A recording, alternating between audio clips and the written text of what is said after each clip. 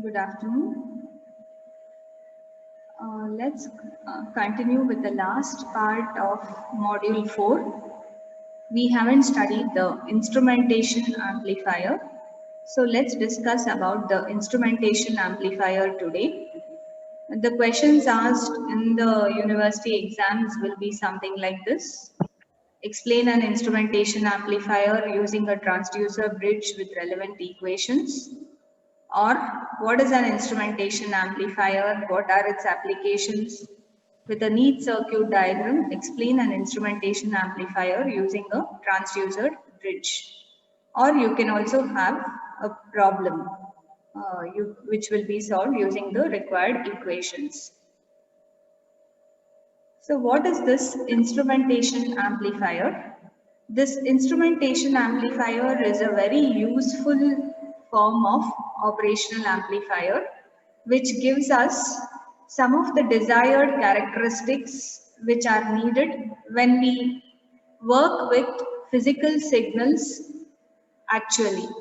Remember, physical signals, many of the physical signals are very small in magnitude. They will be present along with noise. So physically, usually there are chances of lots of noise to get added to the signal at the collection point. Imagine it is a process industry like a boiler or something. You have a thermal plant where you have a boiler. The actual physical parameter I need to measure is the temperature. The temperature of the liquid, say inside the boiler, or the temperature of the material inside the boiler.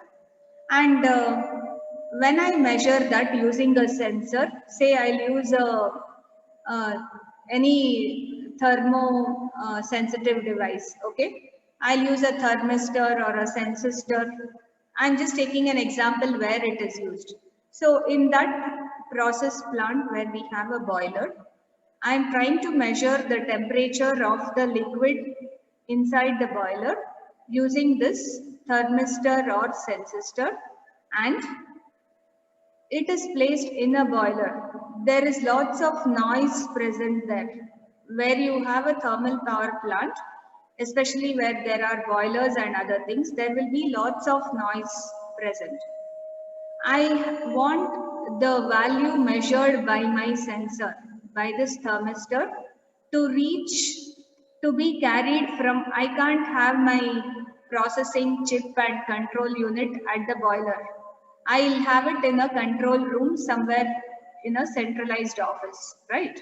So in the complete plant, you will have a centralized control room, and you will have, you will be doing all the control operation in that centralized control room. So whenever you have to do something like that, you have to carry the measured temperature, which was measured using the thermistor at the boiler. It should be carried over a wire to the control room. Till the control room, it should be carried. There actually the processing happens. Imagine when you have a transducer like a thermistor, and you'll convert that temperature to an electrical current or voltage. Yes or no? For which I have to use a transducer.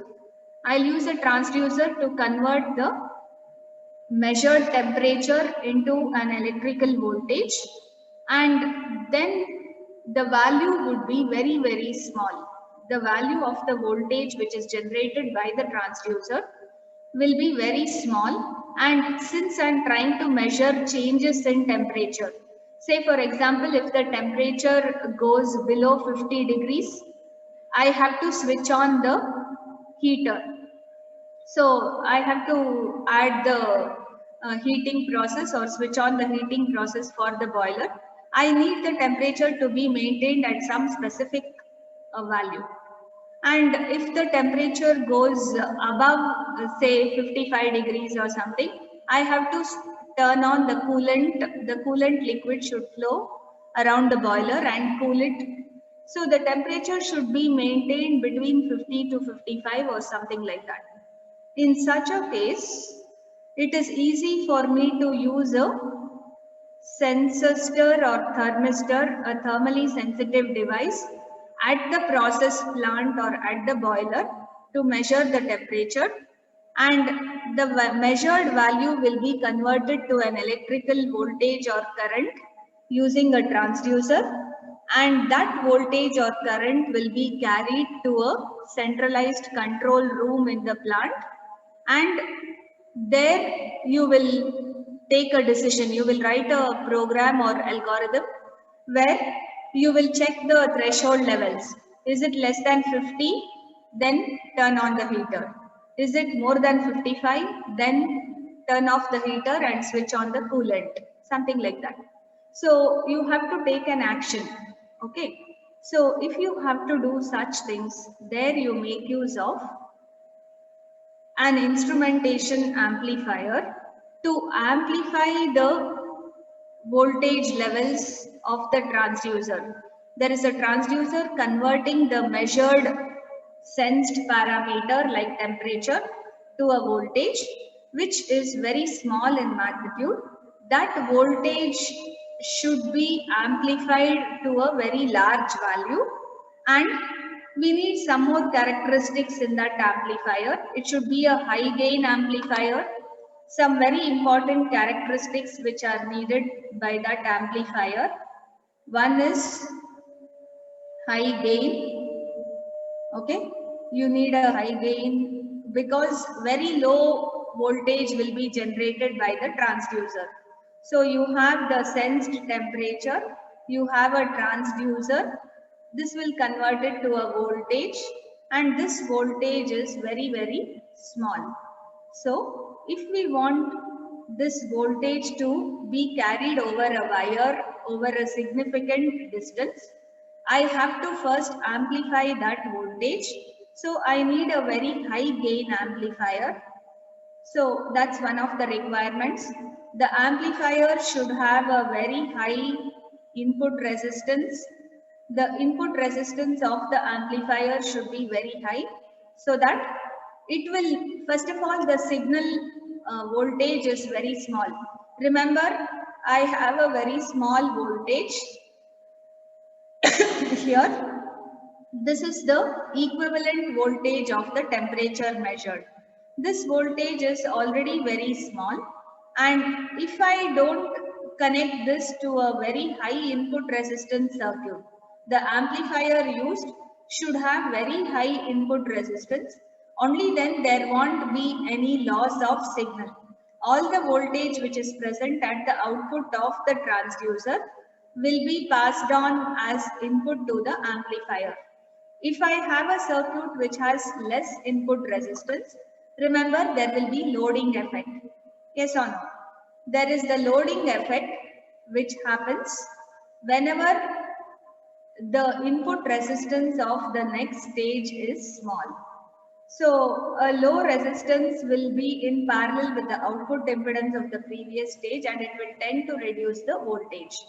We don't want that loading effect.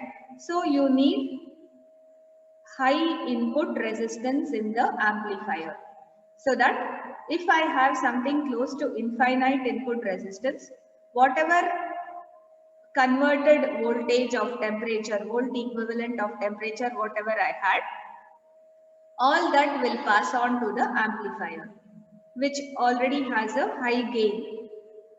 Okay. So that's the second requirement. Other than that, I have a third requirement. I told you we use these sensors in measurement of physical parameters like in a thermal plant and so on. There I told you the example of a boiler where we will be working with in the presence of very high noise. There will be very high noise present along with the signal. So whatever voltage is there, if noise gets added to that voltage, then noise and voltage, if they are equally amplified, the required temperature equivalent voltage and the noise, if both are equally amplified, then it becomes very difficult for us to deal with the actual value of the signal. I'll never know what I should do in the control room. So I was telling you, the actual signal is like this and noise is also very high. You will never differentiate between the signal and the noise.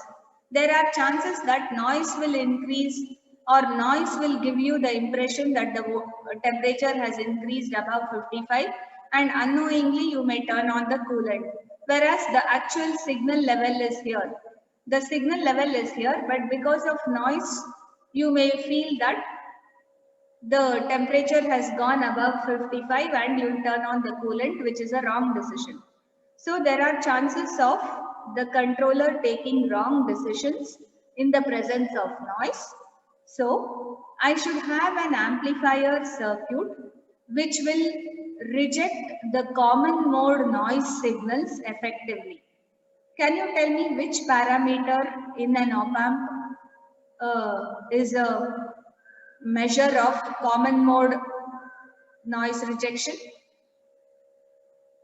You are familiar with op-amp parameters, right? What is that parameter which talks about common mode noise rejection?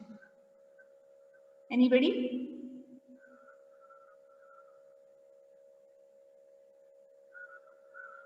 Haven't you heard of CMRR? Common mode rejection ratio, which means any common mode input signal which is given to an op-amp. Remember, an op-amp has two inputs. Any signal which appears in common to both the terminals, which would normally be the noise signal. This noise signal would appear in common to both the input terminals. This noise signal should be effectively rejected. It should take only the actual required signal but reject the noise, and that is possible if this op-amp amplifier has a high common mode rejection ratio. Any signal which appears in common to both the input terminals should be rejected effectively. That is possible if its CMRR is very high, and that is a third requirement for this instrumentation amplifier. Therefore, I need an amplifier which provides a very high gain, which has a very high input resistance and also a high common mode rejection ratio to amplify the weak physically converted signal at the process plant and transmit that signal to the control room. Hence, such an amplifier is all the conditions required will be satisfied by this instrumentation amplifier. So please remember, what is the difference between a normal op-amp and an instrumentation amplifier? The symbol for both is same. I'll have the instrumentation amplifier also represented with a simple op-amp like this. But please remember its parameters are, it will provide much higher gain than a normal op-amp, a very high input resistance when compared to a normal op-amp, and a very high common mode rejection ratio as compared to a normal op-amp. So this intermediate stage which we use in any physical process plant is made up of an instrumentation amplifier. So coming to this block diagram, let's analyze. The physical quantity to be measured, like temperature or whatever, I'm going to connect. So the temperature in the boiler, that physical quantity, I'll use a temperature like a thermistor, and I'm going to connect that to the input stage. This input stage will have a transducer and a preamplifier. So I should have a small little amplification along with the conversion of physical parameter to the electrical voltage or current. That job is done by the transducer. It converts the physical parameter to electrical voltage or current, and also before it is passed on to the next stage, a little bit of amplification is added. Otherwise, the effects of noise will become much more significant. Remember, the voltage levels will be in millivolts, sometimes. So it is very essential that we do a little bit of pre-amplification before we pass on to this intermediate stage. It is carried over the transmission lines, as I was telling you. So if I don't amplify it slightly, there is a very high chance that the signal which is in millivolts can get completely what? Attenuated. Remember, as a signal travels over some distance, its energy level or amplitude goes on getting reduced. For example, my voice. Say I am standing in a classroom and I am talking. Maybe the first bench person will hear it the loudest. The last bench person will hear an attenuated version of my voice, right? And what about a person sitting in the next room? Maybe a person sitting in the next room may not hear anything at all. What is going on in this room may not be heard at all in the next room. And even if it is heard, it will be very low in magnitude, completely attenuated signal. Why does this happen? Because the signal loses its energy as it travels. So as the signal is traveling over some distance, it will go on losing its energy levels. And that is the reason why we try to pre-amplify the signal which is generated and converted to voltage here at the input stage, and then transmit it over the transmission lines. As you can see, the transmission lines will carry it to the intermediate stage. This intermediate stage would be an instrumentation amplifier which has high gain, high input impedance and high CMRR. It will amplify the required signal, eliminating the noise, and it will then send it to the output stage. The output stage would be whatever process control should happen. The process control decision, whether I should switch on the coolant, whether I should switch on the heater, such decisions can be shown in the output stage. And we can simply use an indicator or a speaker telling now coolant is turned on, now heater is turned on, something like that. Or just show an indicator red and green, telling when it's green it's the coolant which is on, when it is red it is the heater, something like that. So you can have simple indicators or some kind of process control happening in the output stage. I hope all of you understood what is the importance of an instrumentation amplifier, right?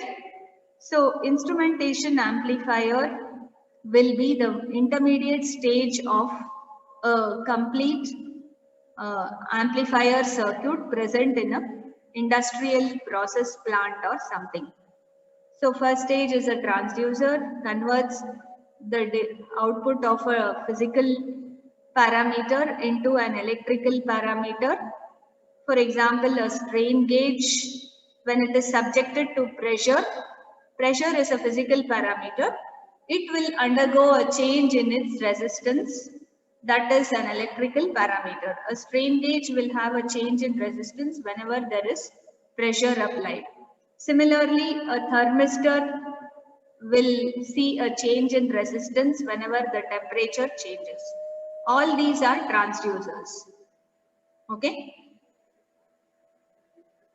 The intermediate stage is an instrumentation amplifier which provides high amplification. It has low power consumption, high CMRR and high slew rate.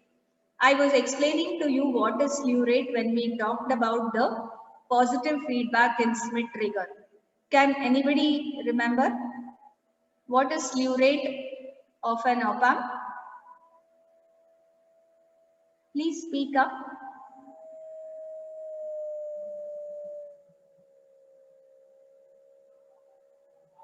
The rate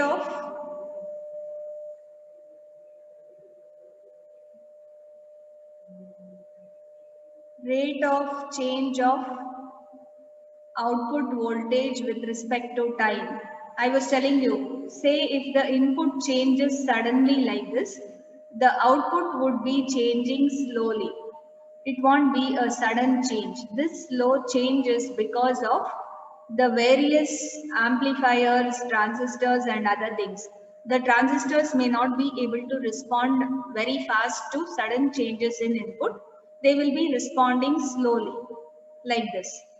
So if I want to make this to have a fast response, usually we do it by increasing the gain of the amplifier or by giving positive feedback or something like that. We try to increase the slew rate.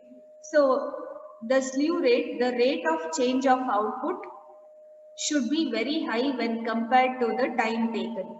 So as I was showing you, this is rate of change of output and this is the time taken for the change. We want dB0 to be very high but dt to be 0. We want this factor to be 0 but this to be very high, or ideally an op-amp should have infinite slew rate. And with instrumentation amplifier, we can have very high slew rate. This slew rate is a measure of the speed of response of the op-amp. How fast you can get the output changing with respect to change in the input. If input is changing suddenly, output should also be changing as quickly as the input. That is a measure of the slew rate or speed of response of the op-amp. Remember.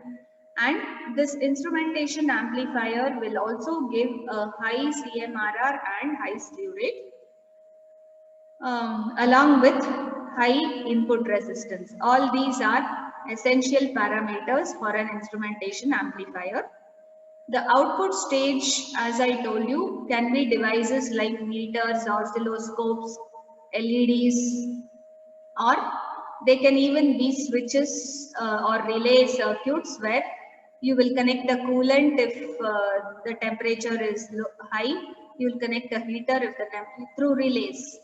All this you are familiar. Anyway, transmission lines will permit transfer of signal from one unit to another unit, and especially in such cases where this transducer or the input stage will be in a remote site. So in a thermal power plant, this transducer will be at a remote position and the rest of them will be at the control room. So we have to carry the signal from the remote position to the control room through wires which are called transmission lines. Hope all this is clear, why we need instrumentation amplifier and what are the characteristics of instrumentation amplifier we have seen.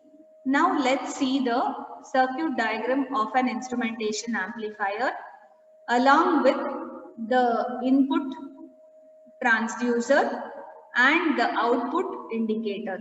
So we have an indicating device at the output which indicates the voltage levels or current. I can have either a voltmeter or a current ammeter. And on the input side, this circuit is known as, are you familiar what it is? A Wheatstone's bridge network. Yes or no? We are having a Wheatstone's bridge which is acting like the transducer. This is the transducer in this circuit. So what is the job of this transducer? It will convert a physically varying parameter to an electrical equivalent voltage or current. So what is happening here? I am using one of the arms as a temperature sensitive resistor or a thermistor. This RT here represents a temperature sensitive resistor or a thermistor. What will happen in a thermistor? As the temperature increases, its resistance will increase. So let's say when the temperature increases from 50 to 55, RT changes from RT to RT plus delta R. The resistance will increase, and whenever the temperature decreases, the resistance will change. So you can have the resistance changing with temperature in a thermistor. Okay, that forms one of the arms of this Wheatstone's bridge. The other three arms are ordinary resistors, RA, RB, RC. So we have 4 arms in a Wheatstone's bridge. We connect a DC excitation or input voltage VDC is connected between 2 arms, opposite arms of the bridge, and the output is measured between the other 2 arms. We are measuring the output voltage between these 2 arms, V0, and the voltage at this end is called VA. Here we calling it VA, and this is called VB. The voltage from this point to ground is VB. The voltage from this point to ground is VA. So VA is given to the non-inverting terminal of the instrumentation amplifier, and VB is also given to the non-inverting terminal of another op-amp. So our job of this transducer is to generate an output voltage VAB, which is equal to VA minus VB. So it should generate a differential output voltage VAB, which is VA minus VB, in proportion to the change in the temperature. So please understand the working of this Wheatstone's bridge. Whenever the temperature changes, this resistance RT will change. Okay, so the resistance in this branch will change, and whenever the resistance in one branch changes, the bridge loses its balance. Initially, we will assume all 4 resistors are chosen in such a way that the bridge is in perfect balanced condition. And whenever the temperature of the device or the temperature what is getting measured changes, this resistance in this branch will change. So if the resistance in one branch changes, then the balance of the bridge will be lost. The Wheatstone's bridge gets unbalanced. Hence, it will generate a differential voltage between these 2 points. Initially, VA would have been equal to VB when the bridge was balanced. VA is measured from this point to ground, and VB is measured from this point to ground. So initially the bridge would have been balanced when all the resistors are chosen in a balanced bridge. These two would be equal, but when the bridge becomes unbalanced because of change in temperature and hence change in resistance in one branch, we will get a differential voltage. VA and VB will become different from each other. They will not remain the same. And that difference voltage is what we need to measure, what we need to amplify, and using an instrumentation amplifier. And based on that, we need to take a decision in the control room. Here, rather than taking a decision, we are using a meter to indicate the value. So hope you understood. The transducer is this Wheatstone's bridge network. Between one pair of opposite nodes, I am using a DC excitation voltage VDC, a DC input voltage, and I'll be measuring the voltage between the other pair of opposite nodes. I'm calling this end as VA, the voltage here as VA. It will actually be the voltage from this point to ground, or in other words, I can say VA is the voltage across this resistance RA. Yes or no? RA is the resistance connected from this point to ground. This end is grounded.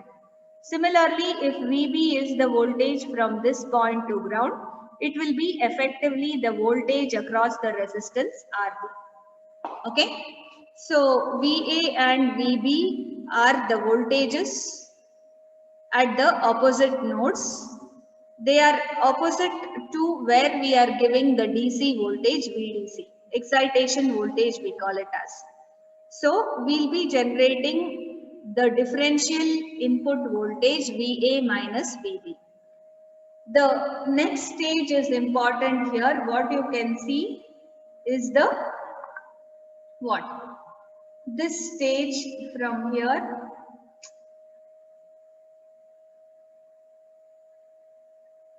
This whole thing is your instrumentation amplifier.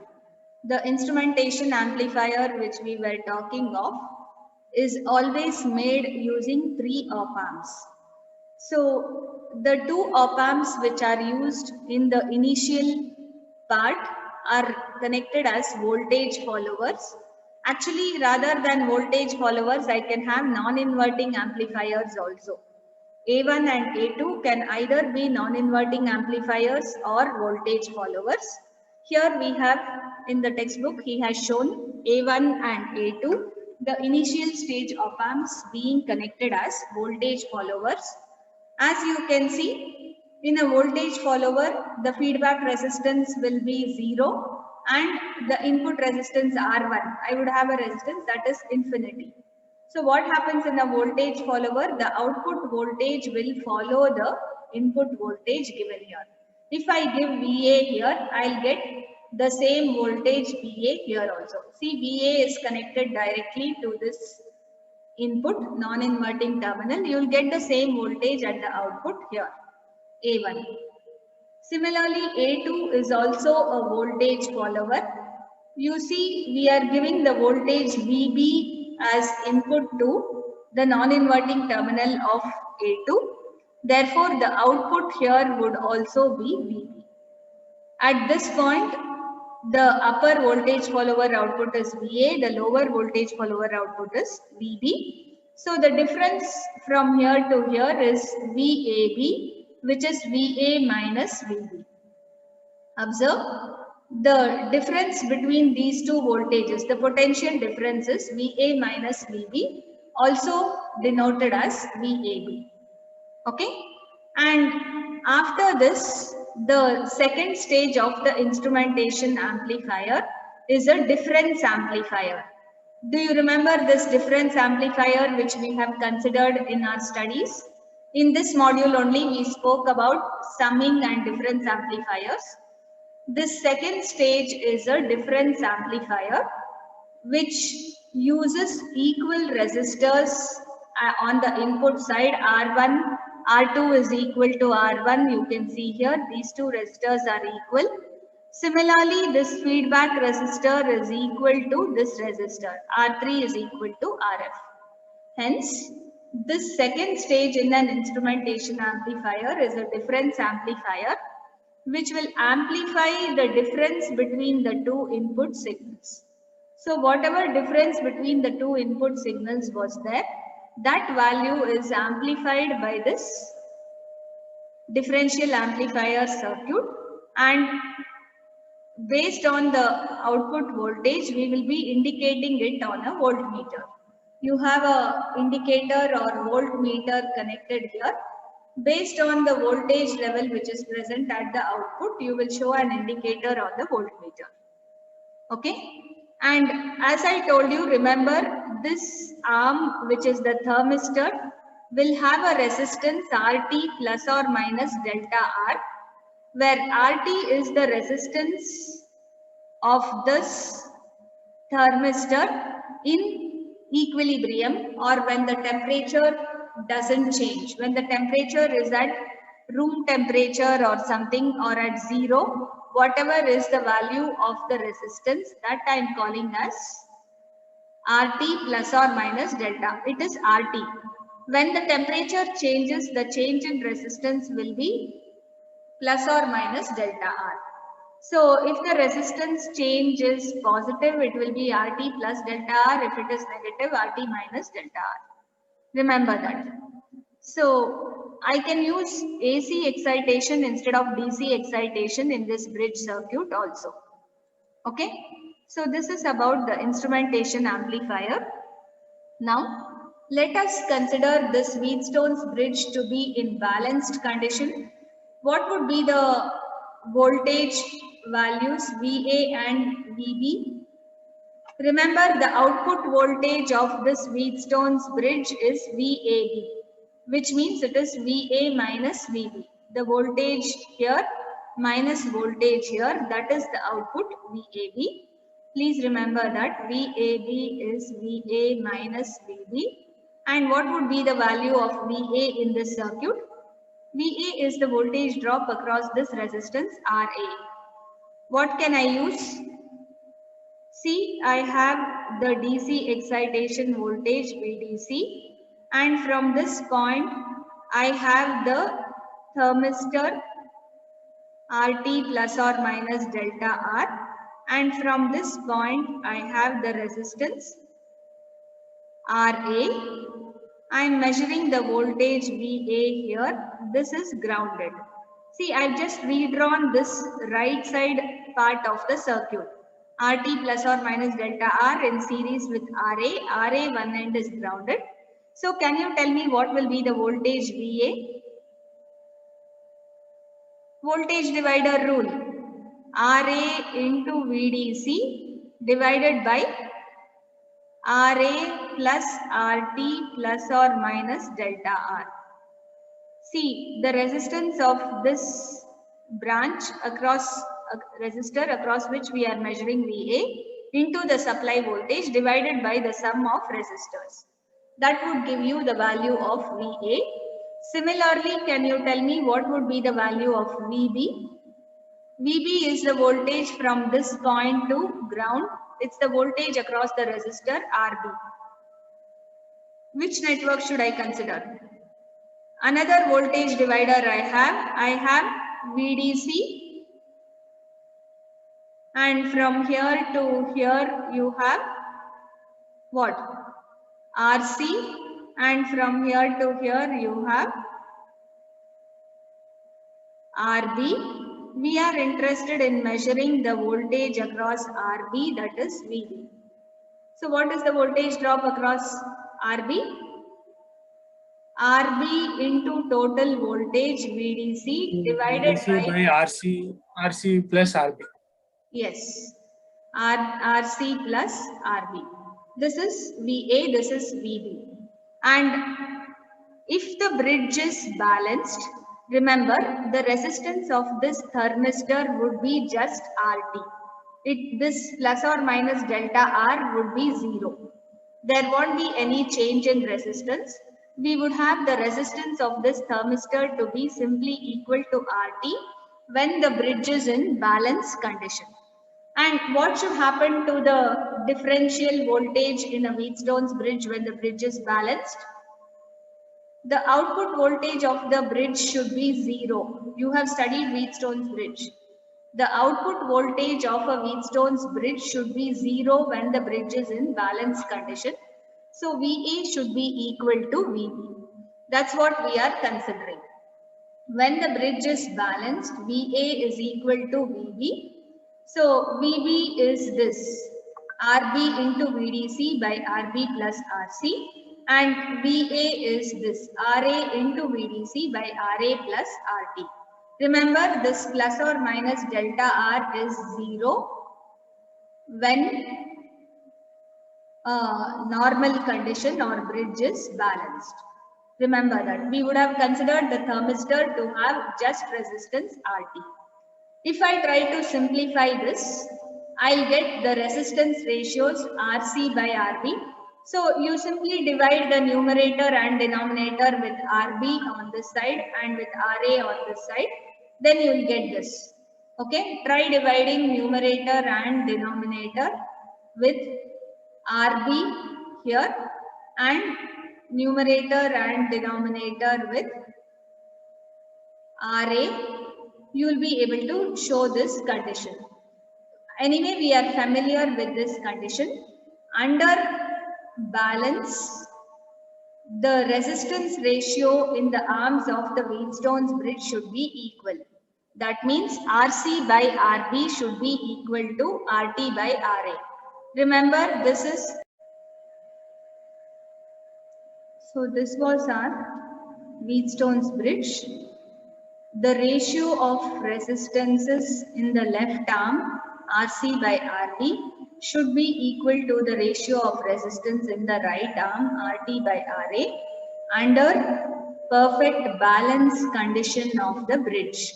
So please remember, when the bridge is in perfect balance, this left side ratio of resistor should be equal to the right hand side ratio of resistance.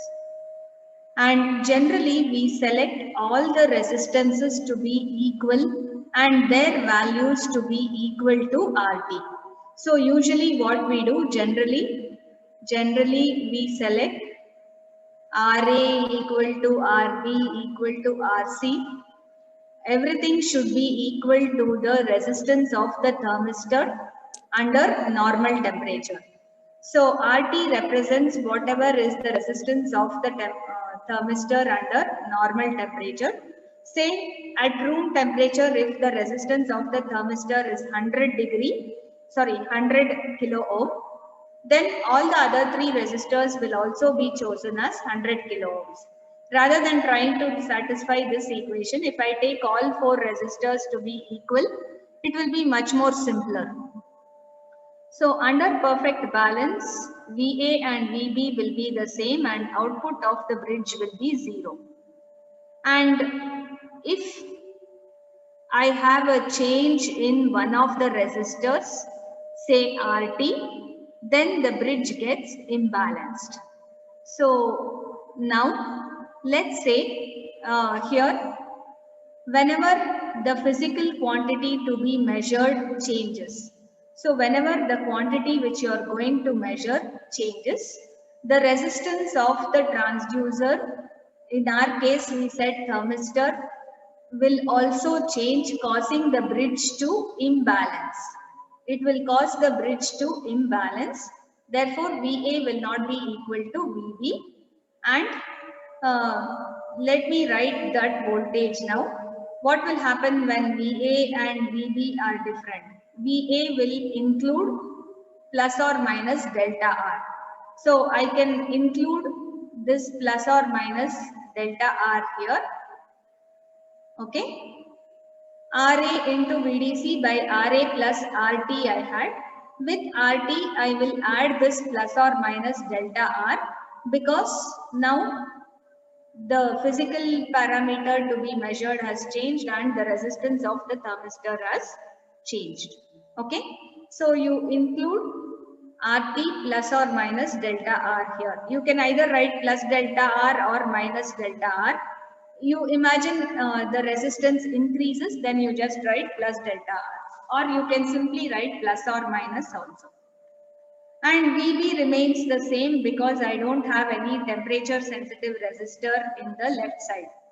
On the left arm, I have just RB into VDC by RB plus RC.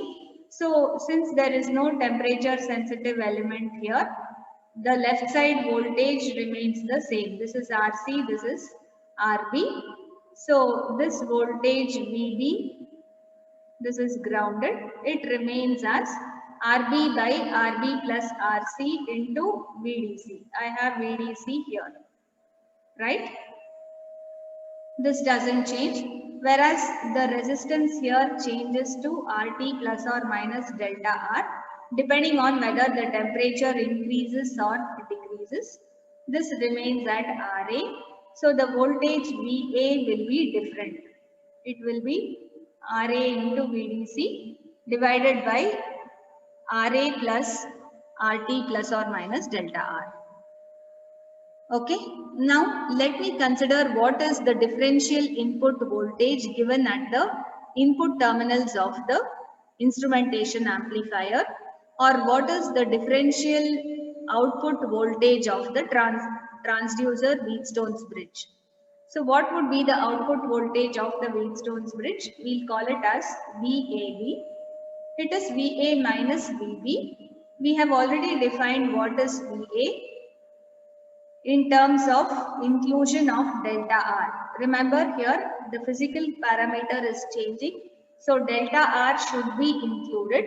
I told you can write plus or minus, and VB remains the same. So I should find this value.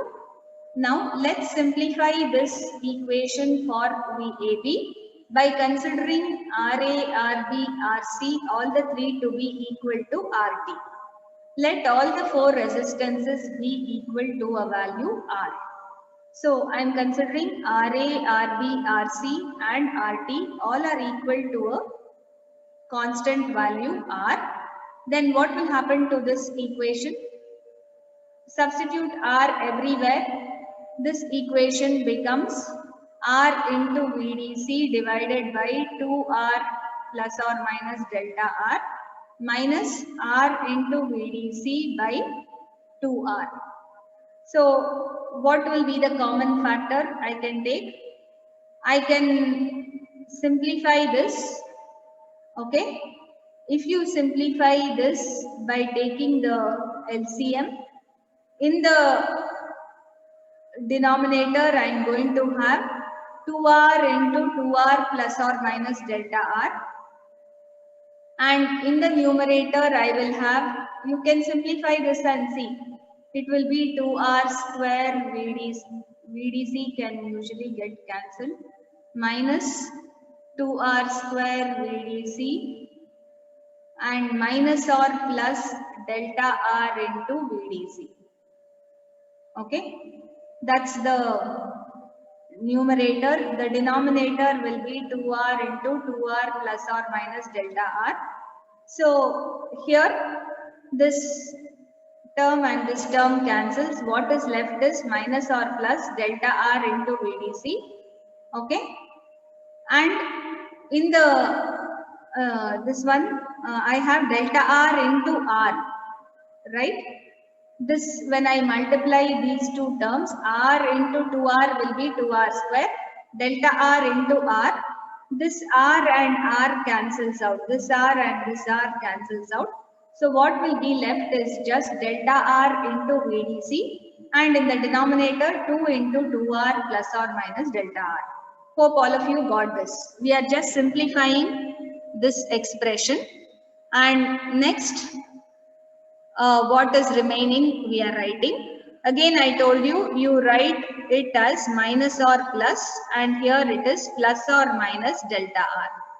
Consider plus or minus, and here minus or plus. This is our expression for the output voltage of the transducer bridge. So the output voltage of the Wheatstone's bridge, VA minus VB or VAB, is given with this expression.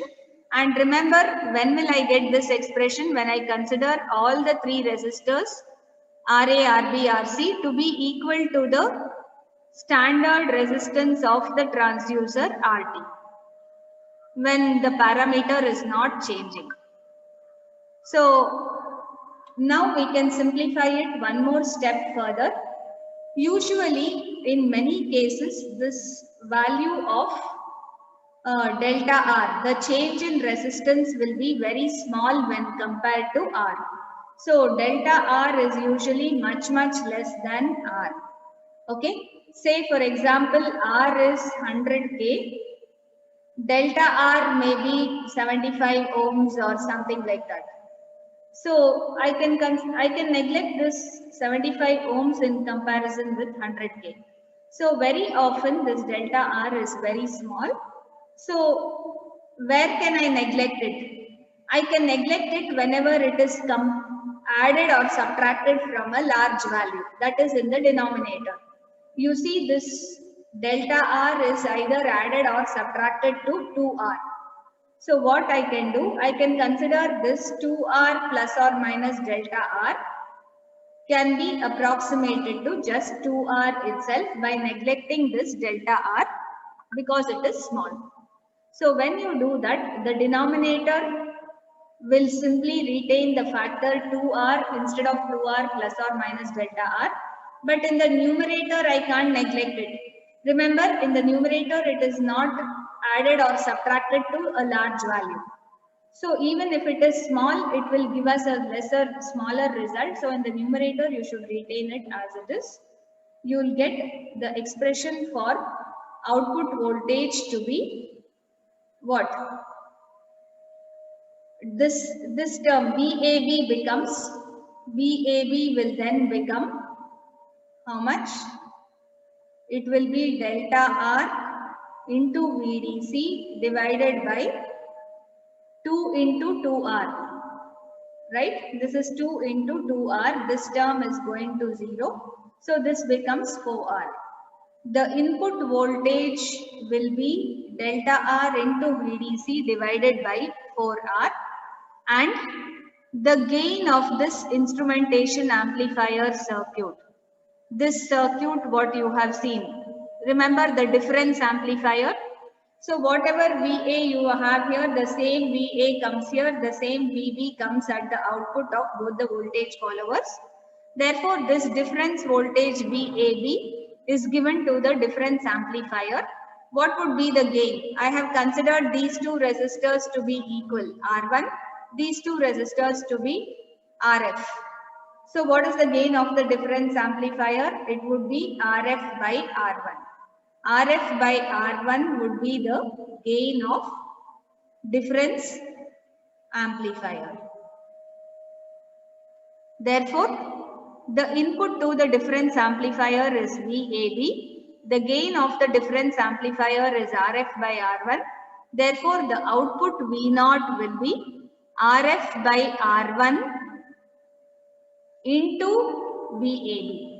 So the final output voltage of the instrumentation amplifier is RF by R1, which represents gain of difference amplifier, into this voltage represents the input to the difference amplifier, which is VAB, which we have simplified it as delta R into VDC by 4R.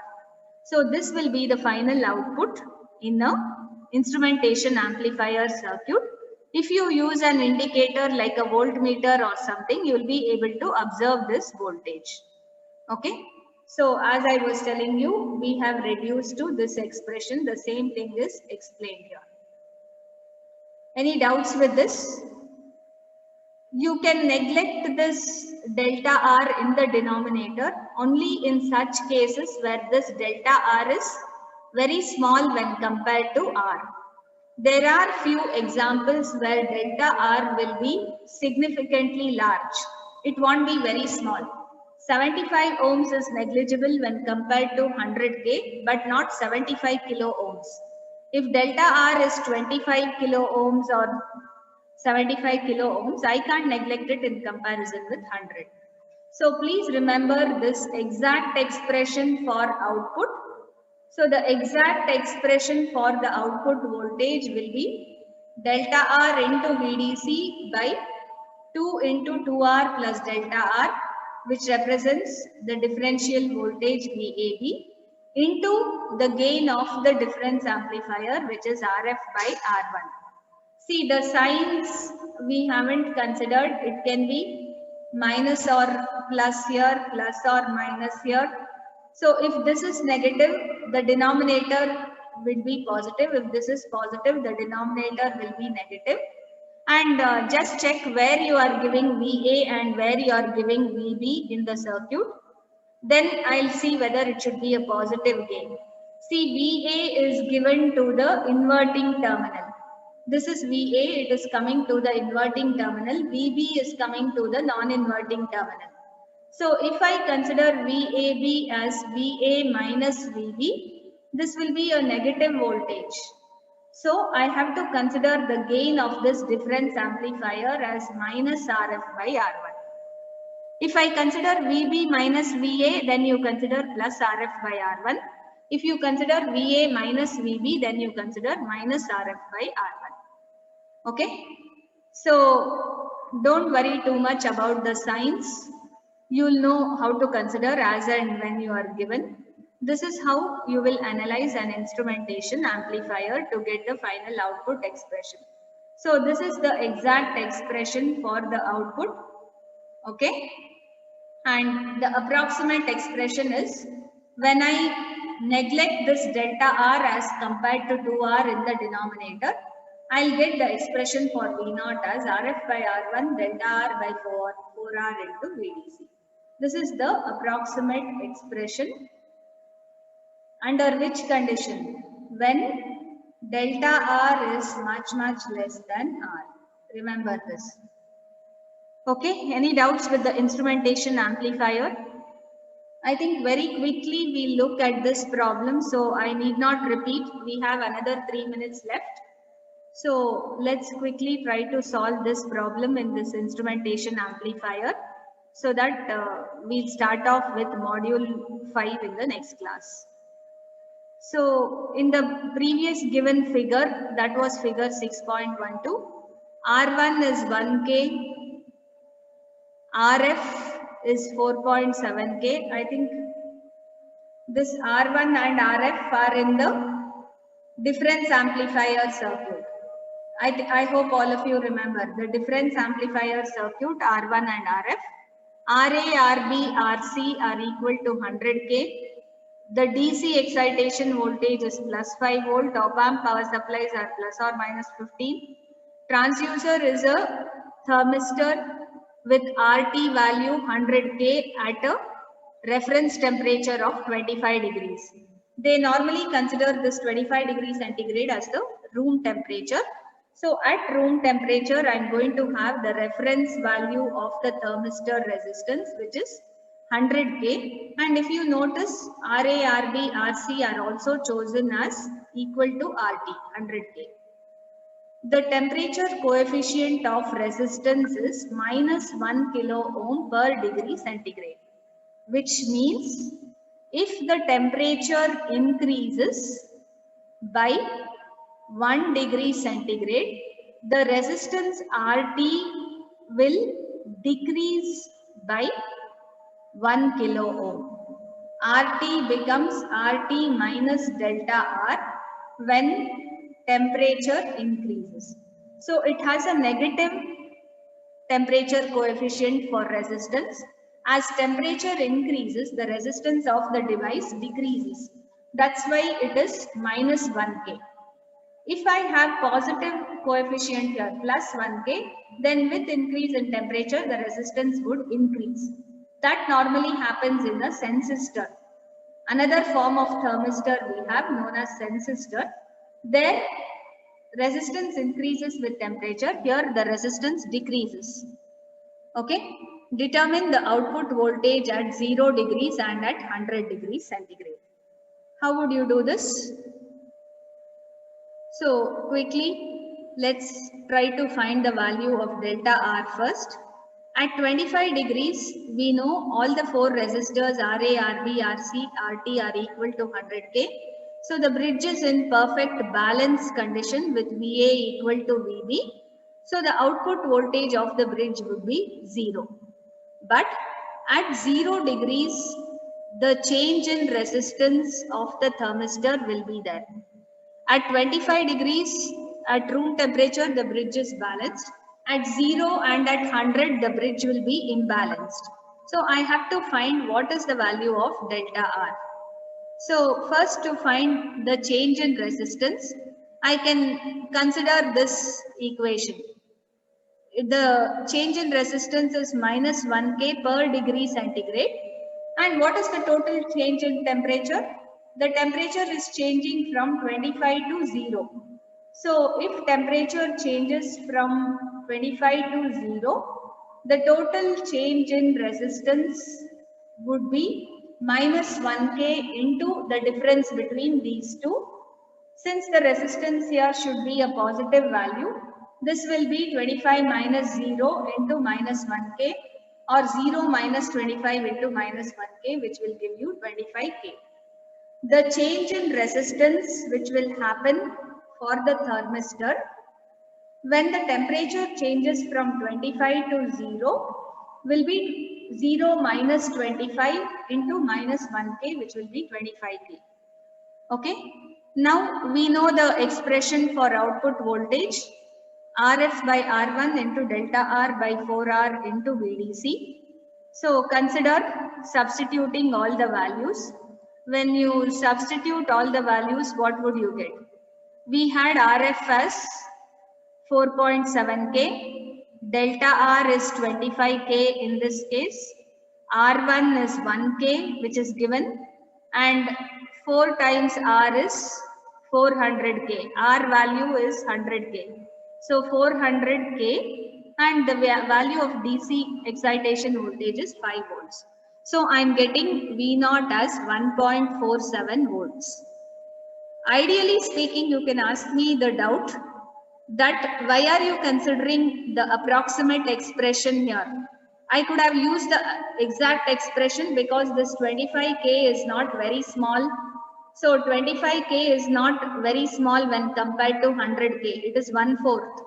So I suggest You people work with the exact expression here instead of approximate. Instead of using 4R, you use 2R into 2R plus delta R. Okay. So in this case, you use the exact expression you can use and you can find what could be the change. Here we'll do the calculation with the approximate expression, but you can go home and try with the exact expression and see by how much the value changes. So I'm getting an output voltage of 1.47 volts at 0 degree centigrade. Likewise, I can find what happens at 100 degrees. How much would be the change in resistance? Change in resistance will be minus 1K per degree into 100 minus 25. So I'll have the change, I'll always consider the final temperature minus initial temperature. The initial temperature is 25. In this case, the final is 100. In the previous case, the final value was 0 and the initial temperature is 25. So you always use this condition, TF minus TI, rather than considering it as a difference. Let me take it as TF minus TI. Final temperature reached minus initial temperature. Then you will get the correct sign of the resistance. So delta R becomes a negative value. Again, I should substitute in the equation V0 is equal to RF by R1 into delta R into VDC divided by 4R. Substitute that value, we are going to get V0 as minus 4.41 volts at 100 degrees centigrade. At 0 degree, it was plus 1.47. At 100, it is minus 4.41.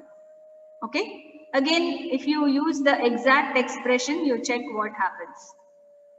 Therefore, the meter reading will show 1.47 volts to the right of 0 whenever the temperature is 0 degree, and it will show to the left of 0 whenever the temperature reaches 100 degrees. At 25 degrees, we should calibrate the meter to point to 0 volts. So if I have a voltmeter, it should be showing 0 volts at 25 degrees centigrade, and as temperature decreases, this will move to the right. I'll get positive voltages, and as temperature increases, it will move to the left. I'll be getting negative voltages.